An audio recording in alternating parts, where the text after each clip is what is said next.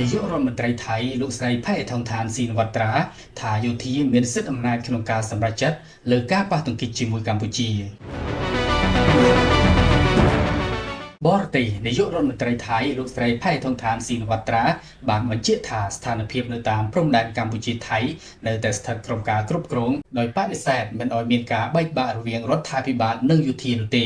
យោងតាមសារព័ត៌មាន The Nation របស់ថៃចេញផ្សាយនៅថ្ងៃទី6ខែមិថុនាឆ្នាំ2025បានដឹងថាលោកស្រីផៃថងឋានស៊ីនវត្រាបានបន្ថែមថាការសម្រេចចិត្តណាមួយក្នុងចំនួននឹងត្រូវទុកឲ្យមេបញ្ជាការយោធានៅទីកន្លែងសម្រេចប៉ុន្តែលោកស្រីបានរំលឹកឡើងថាអធិភាពរបស់រដ្ឋាភិបាលគឺការដោះស្រាយភាពតានតឹងតាមរយៈមធ្យោបាយសន្តិវិធីថ្លែងបន្ទាប់ពីការបើកកិច្ចប្រជុំក្រុមប្រឹក្សាសន្តិសុខជាតិ NSC ដើម្បីដោះស្រាយបញ្ហាព្រំដែនកម្ពុជាថៃ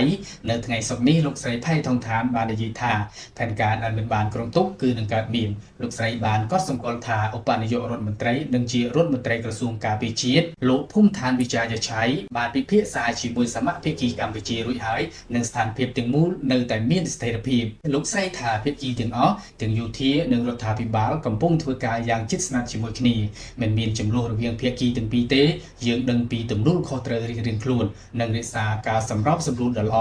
គន្លឹះគឺការរួបរวมយើងមិនចង់បានពាក្យចចាមអារាមដែលបង្ហាញពីការបែកបាក់រវាងរដ្ឋាភិបាលនិងកងកម្លាំងប្រដាប់អាវុធនោះទេព្រោះវាមិនមែនជាការពិតទេយោធាគ្រប់គ្រងយ៉ាងពេញទំហឹងដល់រដ្ឋាភិបាលលោកស្រីបាននិយាយថាយោធាក៏បានអះអាងសារជាថ្មីនៅការបដិញ្ញាចិត្តរបស់ខ្លួនក្នុងការកំណត់ការប្រើប្រាស់កម្លាំងនិងការជៀសវាងការប៉ះទង្គិចគ្នាដោយហិង្សាដែលជាជំហរដែលរដ្ឋាភិបាលគ្រប់គ្រងយ៉ាងពេញទំហឹង